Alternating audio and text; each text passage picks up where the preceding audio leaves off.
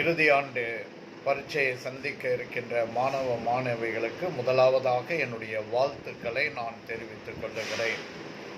இந்த இறுதி ஆண்டு தேர்வில் நீங்கள் அதிக மதிப்பெண்ணை பெறவும், நீங்கள் இந்த தேர்வை எப்படி சந்திக்க வேண்டும் என்ற ஒரு தலைப்பின் கீழ் 3 குறிப்புகளை உங்களுக்கு நான் பகிர்ந்து கடந்து செல்ல ஆசைப்படுகிறேன்.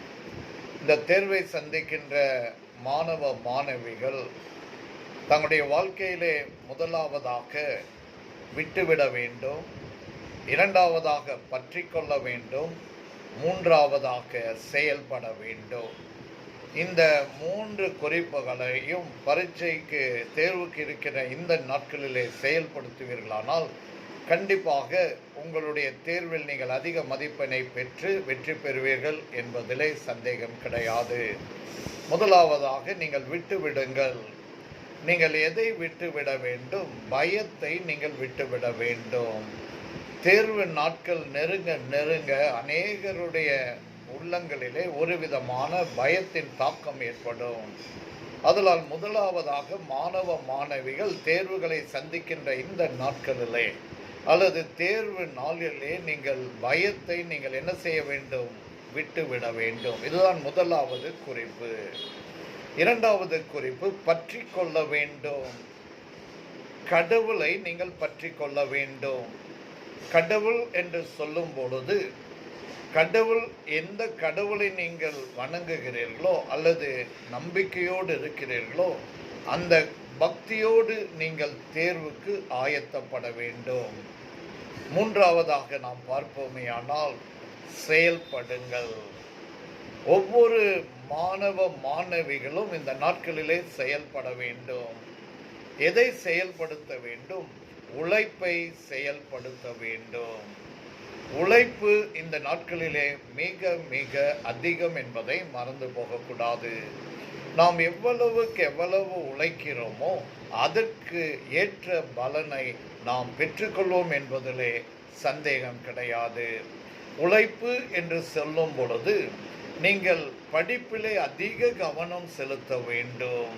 படிப்பிலே நீங்கள் அதிக கவனம் செலுத்தி ஒவ்வொரு நாளும் எந்தெந்த நேரத்தில் எதை படிக்க வேண்டும் என்று திட்டங்களை நீங்கள் தீட்ட வேண்டும். அதைத்தான் பிளானிங் என்று சொல்லுவார்கள். திட்டம் தீட்டுதல். காலையிலே எழுந்தவுடன் நீங்கள் ஒரு அட்டவணையை நீங்கள் தயாரிக்க வேண்டும். இந்த நேரத்திலிருந்து இந்த நேரம் வரை இதை நான் படிக்கப் போகிறேன், இந்த நேரத்திலிருந்து இந்த நேரம் வரை இதை நான் படிக்கப் போகிறேன். அதனால் ஒரு திட்டத்தை நீங்கள் தீட்டி செயல்படுவீர்களானால் கண்டிப்பாக உங்களுடைய வாழ்க்கையிலே வெற்றி நிச்சயம் என்பதை நீங்கள் மறந்து போகக்கூடாது. இந்த இறுதி ஆண்டு படிப்பு தான் வருங்கால படிப்பிற்கு அச்சாணி என்பதை நாம் மறந்து போகக்கூடாது. அதனால் இறுதி தேர்வை சந்திக்க இருக்கின்ற அருமையான என் மாணவ மாணவிகளுக்கு நான் சொல்லுகிற ஒரு 3 குறிப்புகள் என்ன? நீங்கள் விட்டுவிடுங்கள்.